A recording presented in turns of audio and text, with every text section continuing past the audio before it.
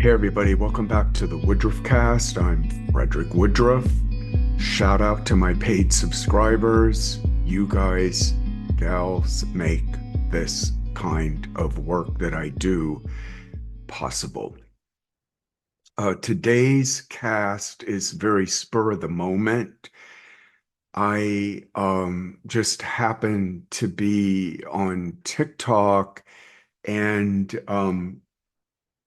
caught some of the speech that Pete Hegseth, who is cosplaying being the Secretary of Defense for the US, along with Donald Trump, who is cosplaying being a dictator and authoritarian fuckwad, gave to a gathering of generals that took place in Virginia on September 30.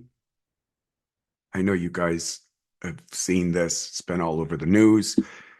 I saw, or rather, my reaction to watching both men speak was one of the more alarming and horrifying reactions that I've had since Trump reasserted himself into the presidency 9 months ago.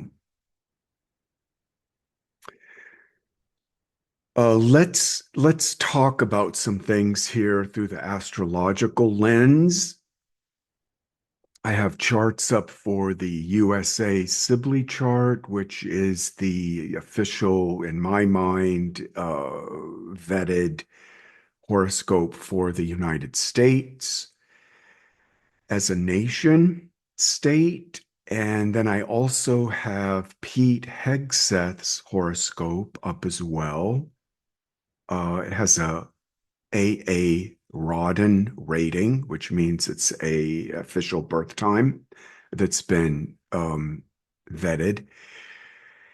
And I think I'm going to start by looking at Hegseth's chart and see what we can deduce from this poser. And I use that description because this chart is marked, or rather opens with, and this is how I look at all charts. I begin with the ascendant because that's the opening fiat that we all are born with. Tells us very much about the type of birth that the person had as they were exiting their mother's earth entrance. And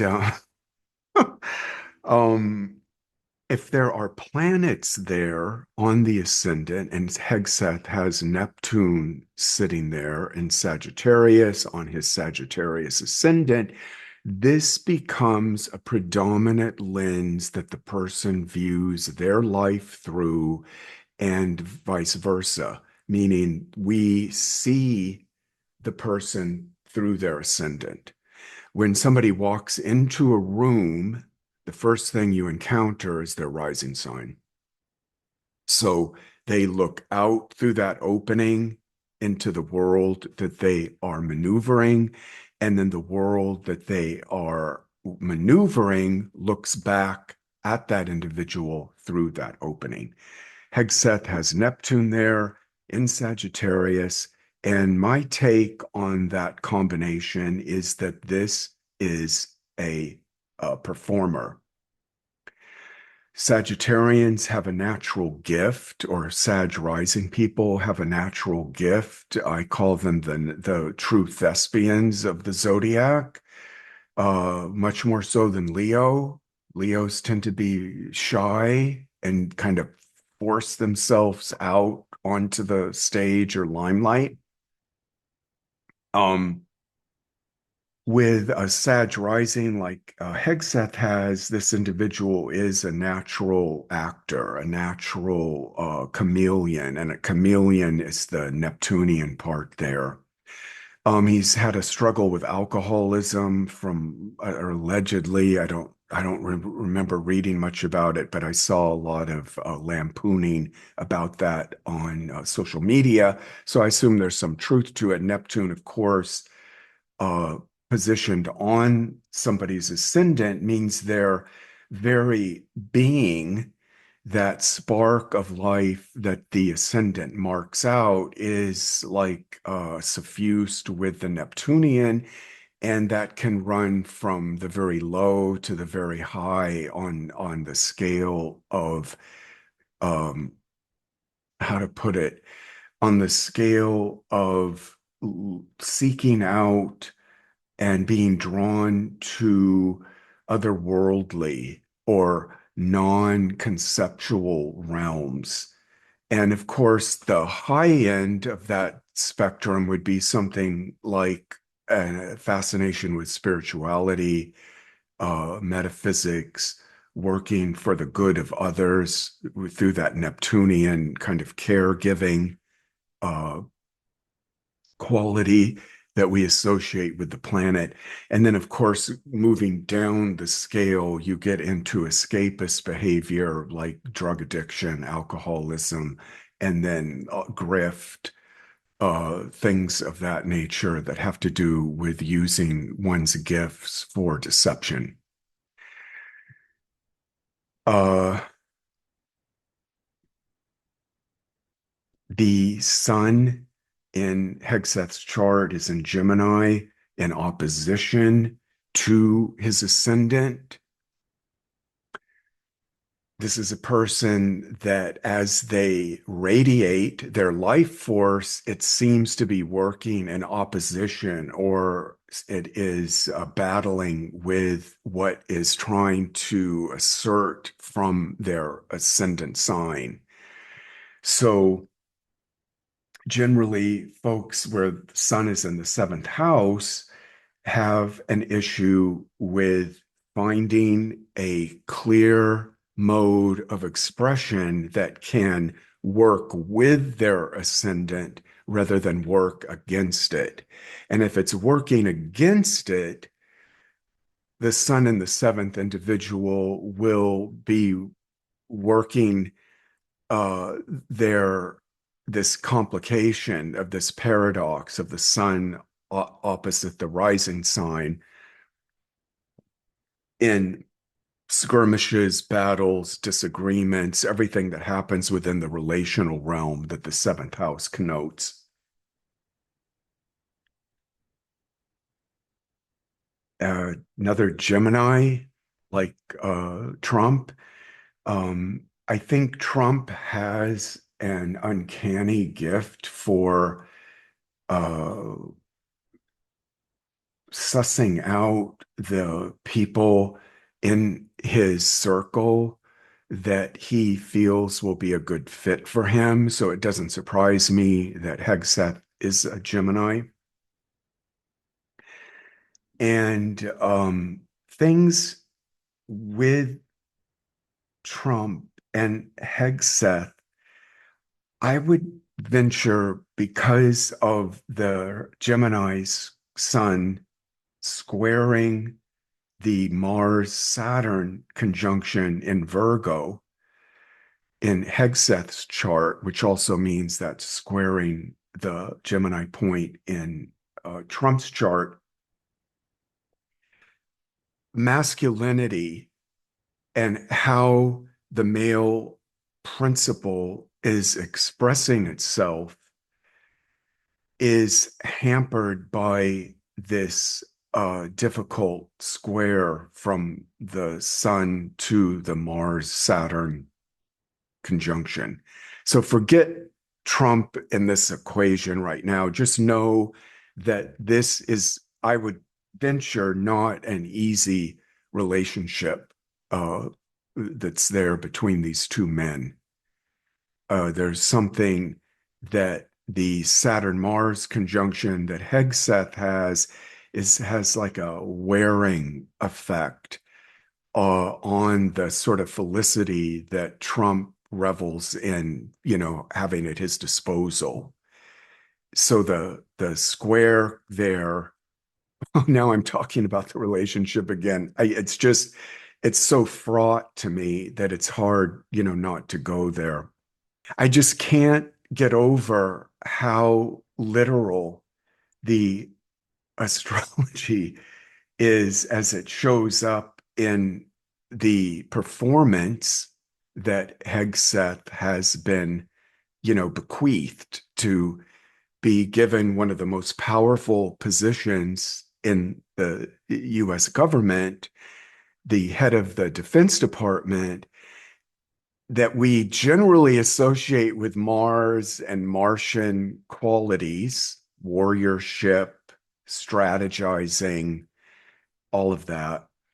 And then the Achilles heel that is there for Hegseth with his Mars, the very planet that channels this kind of masculine expression through warfare, combat, strategizing, all of that, being conjunct Saturn, which again, it puts a dampener, puts a lid on the Mars that would ideally, being in Virgo, work quite well as somebody put as a Secretary of Defense for the country because of everything that Virgonian uh, function connotes: organizing, keeping things in order, strategizing, planning, and then acting as a martial inspiration for those, in lower ranks through the military. If you happen to see the speech that Hegseth gave to the gathering of generals there in Quantico, it was one of the chilliest rebukes I have ever witnessed in a big to-do public speaking gathering, governmental hoo-ha shit. After he laid out all of these new requirements, and you can read all about that. Some of it was absolute nonsense, as is much of what comes from the Trump cabinet. But when he made his big sort of, General Patton-like gesture of, onward, where the Department of War, God be with you, or some shit like that. And then you saw him waiting for the eruption of like applause and cheering, and it was fucking like a tomb in that room. Not one man or woman in that audience made a peep. And you saw like this flash. I saw this very Gemini, childlike, wounded flash on Hegseth's face when that raucous response wasn't forthcoming. It was quite a cold douche, as I like to say. So it's interesting, this, looking at just some quick takeaways of the transits that day on Hegseth's chart. I mean, the sun was conjunct his midheaven. This was like a moment to shine for him.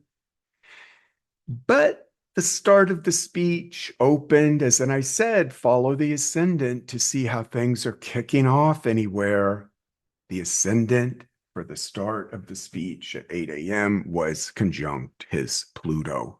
So I'd say this guy was like a nervous wreck at that moment. And insult to injury, Venus, the feminizing, or what we traditionally consider as female traits, though the planets don't have genders. I mean that seriously. Venus was transiting as Mars right at that time. So it kind of had an Achilles sort of element about it where, the femaleness of the moment was sort of infusing what should have been this, big, brusque, masculine expression of his from his Mars.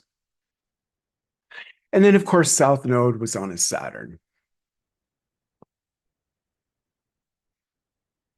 So I don't want to go on and on here. A lot more could be unpacked. I'll just quickly say that both Trump and Hegseth and the United States, Mars in the seventh with Uranus there in the Sibley chart. We've got Uranus now back in Gemini, though it's going to move back into Taurus fairly soon.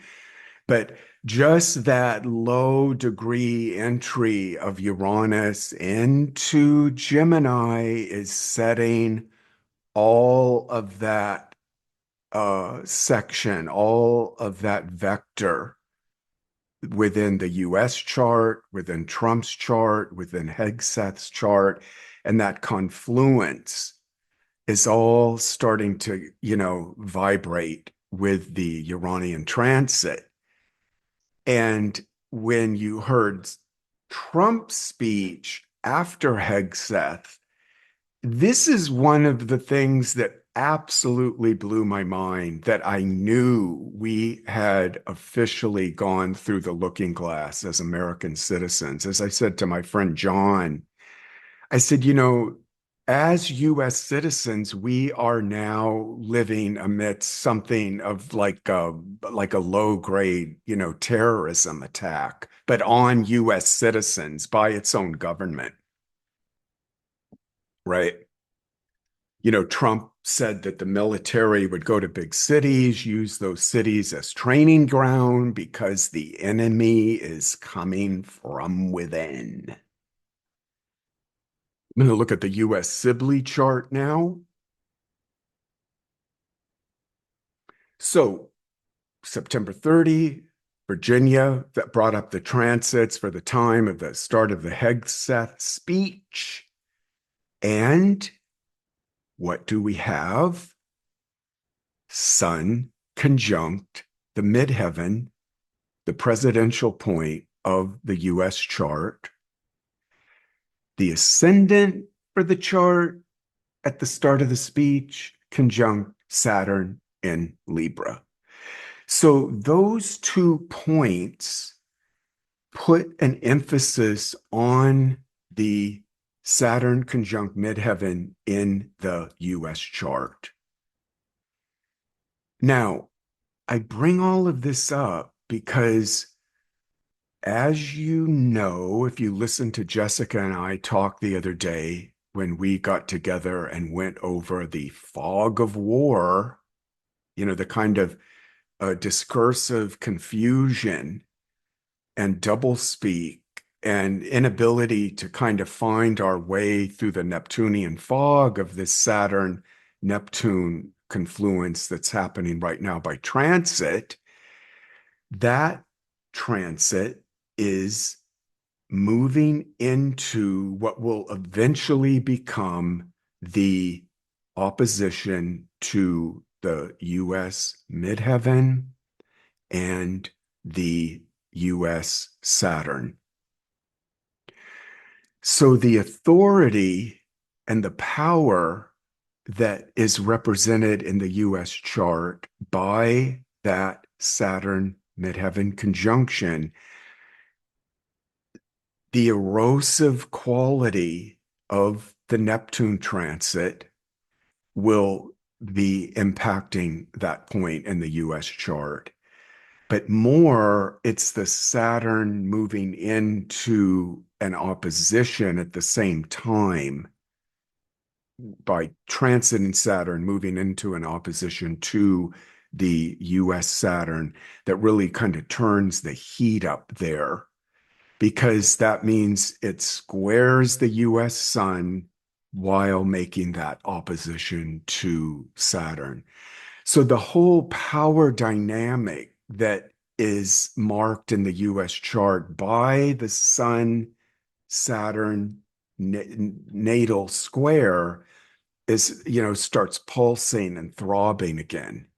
And the insecurity that Saturn or that Sun Saturn square represents in the US chart,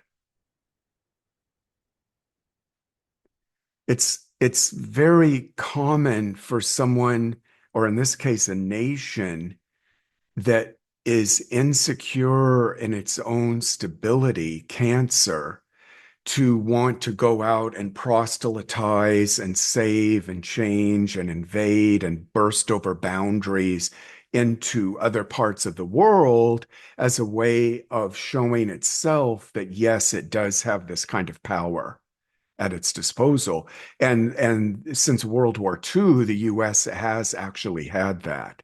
Though I think now with the Neptune transit hitting the midheaven and then eventually the natal Saturn in the US chart, that again, as Jessica and I were talking about, there's this erosion that's happening, and it's through things, Neptunian things, fog, confusion, the sense of things dissolving, falling apart, the old line from the center will not hold kind of effect.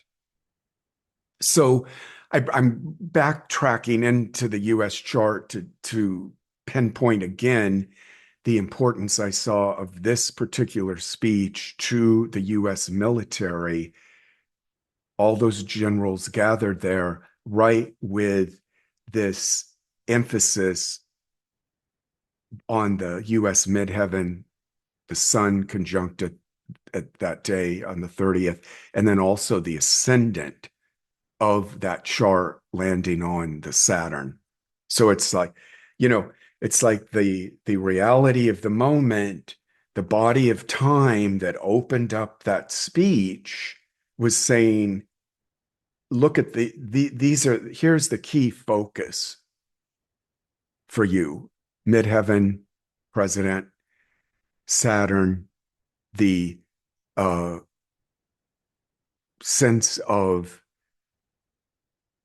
trying to establish what Saturn in Libra is all about, which is this, freedom, equality for everyone.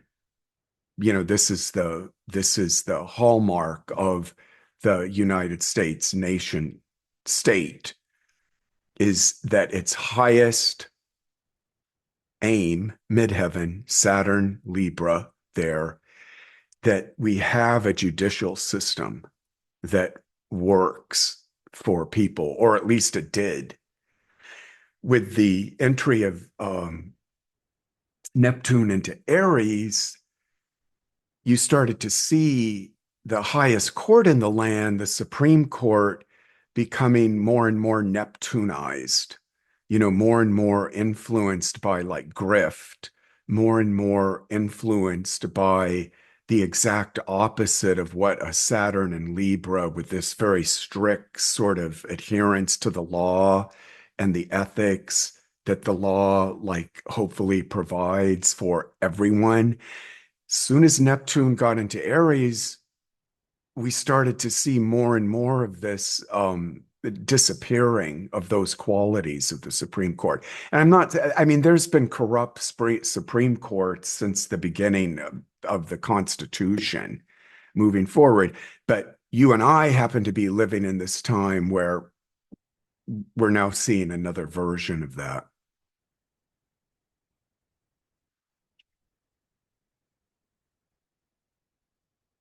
So when you look at a mundane chart in astrology, you have the public is represented by the moon.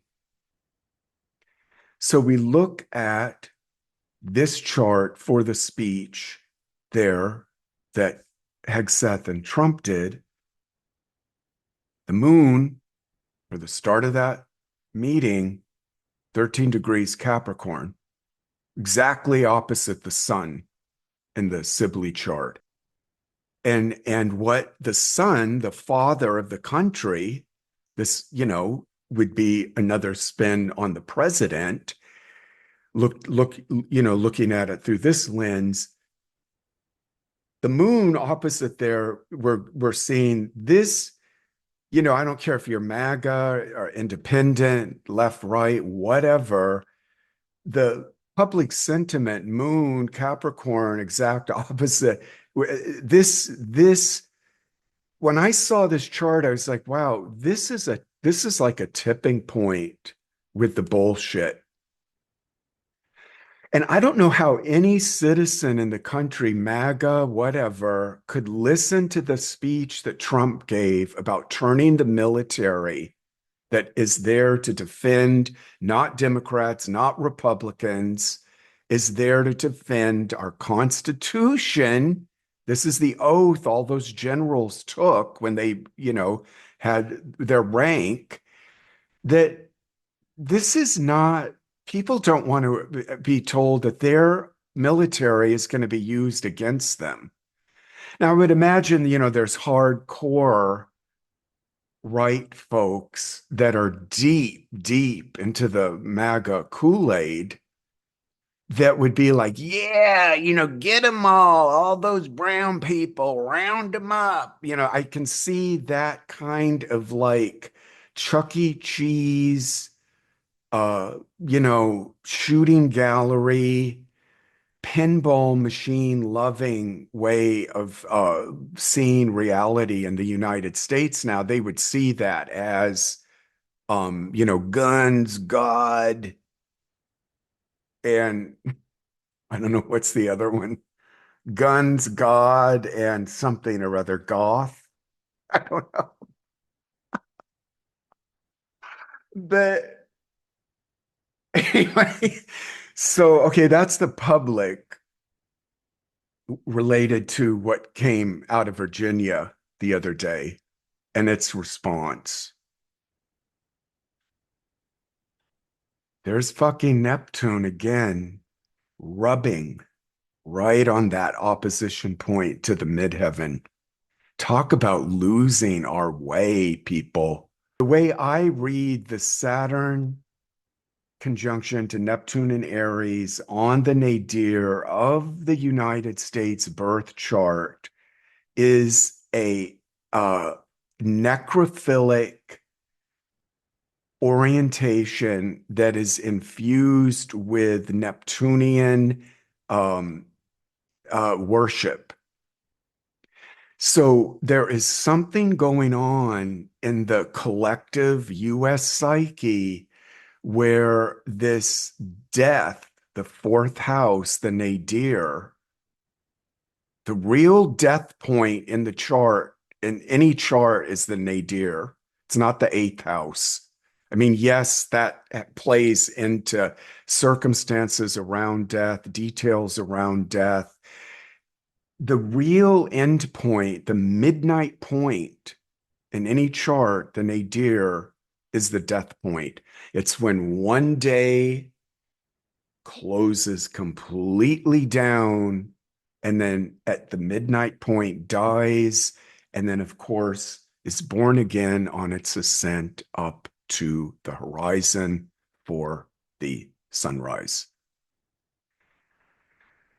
But that particular conjunction with Neptune, Saturn, we have got to look at why is it that we are living through a time like we are right now, where no matter what is going on within either party,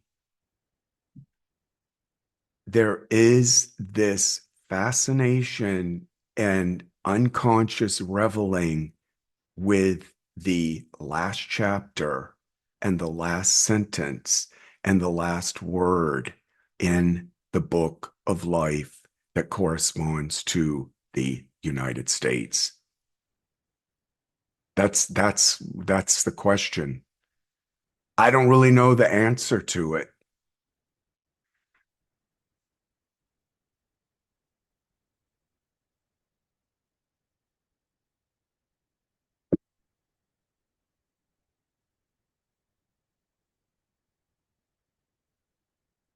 Heather Rowan Robbins, an astrologer I just love dearly and respect to the highest degree. When I talked with her 3 or 4, I don't know, 5 months ago, she brought up the point that we are heading towards Pluto's conjunction with the horoscope for the origin of the US Constitution itself.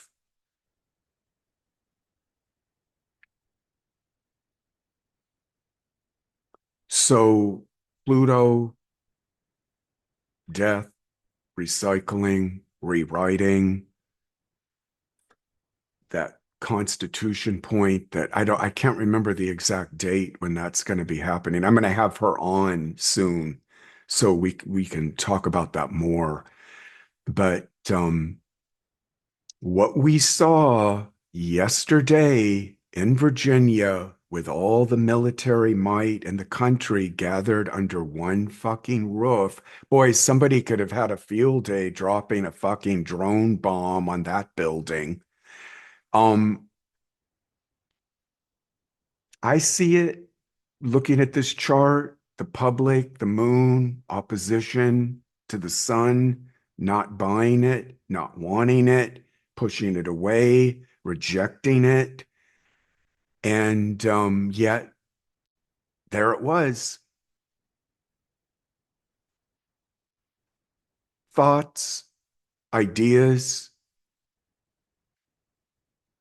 commentary, insights I missed. I'm trying to keep these from being super long. So I'm going to close this up now, turn this over to you. A quick reminder this Sunday, 1 p.m. Pacific time, I'm doing a Zoom, full moon Zoom with paid subscribers here. I think there's some spots left open there. So check back to that post I sent out the other day if you guys want to join us or gals want to join us. And I'll see some of you then, and I'll see all of you later. Thanks for joining me on this. Bye bye.